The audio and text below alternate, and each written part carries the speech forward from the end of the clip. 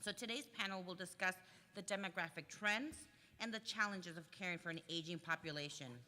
The panel will also cover federal policies and legislation that provides support givers. Our panel, we have Dr. Jim Wills.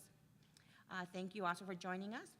Across his career, he has held various positions in early stage business, primarily directing towards solving healthcare delivery solutions. He has served as a policy fellow of the state of New Mexico, assigned to support the Aging and Long-Term Services Department Secretary, followed by serving in a similar role for the state's Medical Assistance Division. And right before we got started, he also talked about some of the technologies, how we can use some of these as tools in dealing with some of these complex issues. I met the Congresswoman in probably 15 years ago, and I'm not sure what I had to do faster, learn, or walk to catch up with her. So she has the gait of a 6-foot-tall woman, and we're happy as being a resident of Bernalillo County that you carry that stature for us here on the Hill as well. So, thank you. And just by way of background as well, so in a previous life, I ran a company that focused on reducing preventable readmissions, meaning when your mom has heart failure, she gets discharged, she comes home, she gains weight, she goes back to the hospital. So we tried to figure out a way to prevent that from happening. And then also, I'm a medical doctor by trade. And so I have an appreciation of what data I would like to see to be able to take care of your mom and dad's critical chronic conditions and keep them in their home. And so usually I use PowerPoint slides, but today I'm going to be creative. And so I want all of you to think about long-term care as a continuum, meaning your mom is at home. That's where you want her to stay. Now, she can progress across that continuum to the acute care setting and everything in between, right?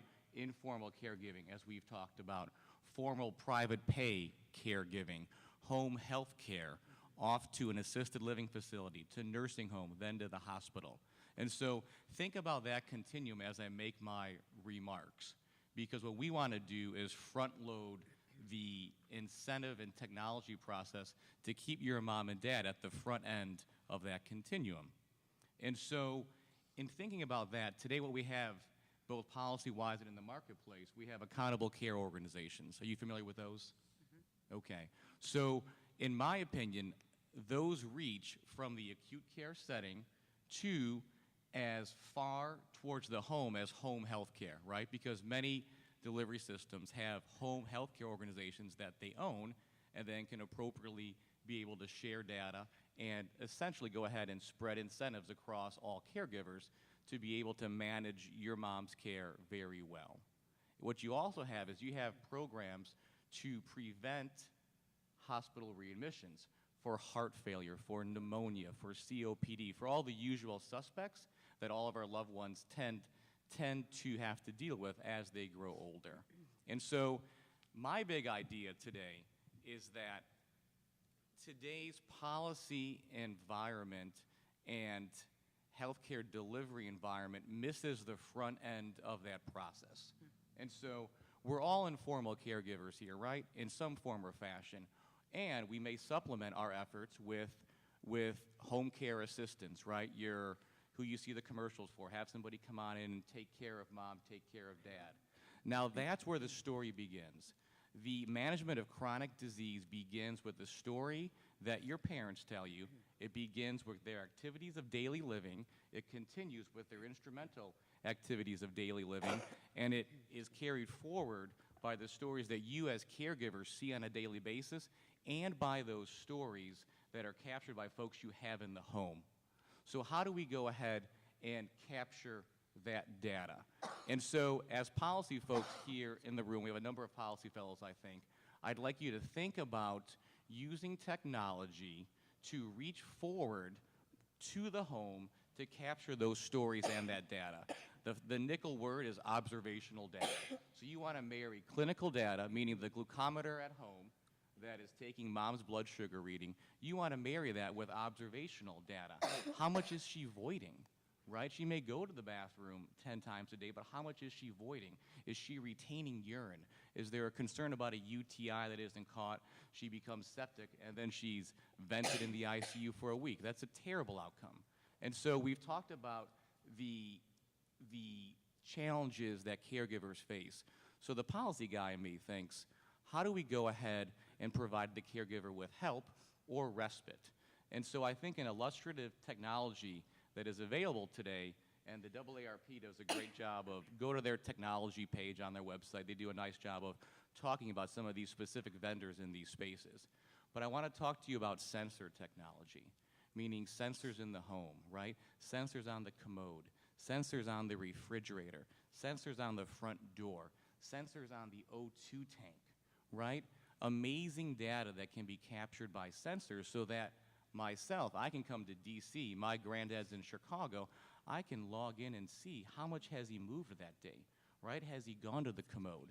But more importantly, where the system has to go is not just me as grandson, it has to be able to get to the primary care doc, right? In a way that is single login. So I can go ahead and see it, and perhaps a member of my care team, our nurse, can go ahead in the morning and see that, you know what, that Charlie Wills hasn't voided in a day. We need to have some sort of intervention, and then maybe that's where telephony comes into play.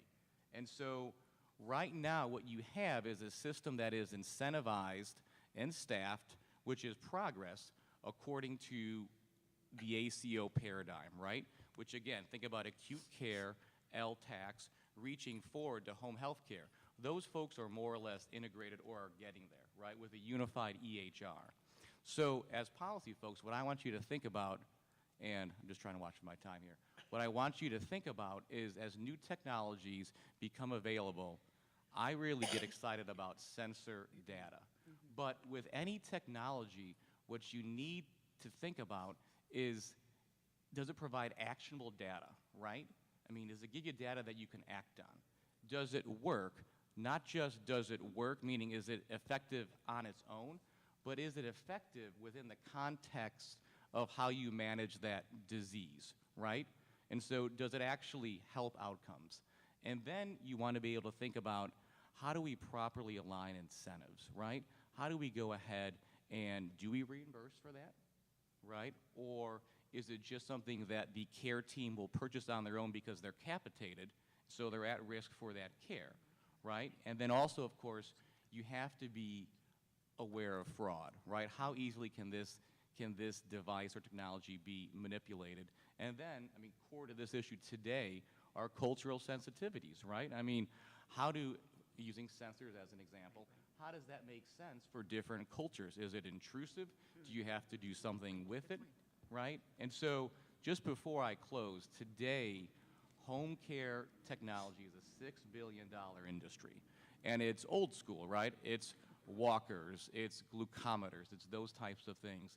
It's going to skyrocket to a $20 billion industry by 2012. And you'll have a lot of these tip-of-the-spear technologies that'll become available that you as policymakers will have to vet and think about. So I'll stop there.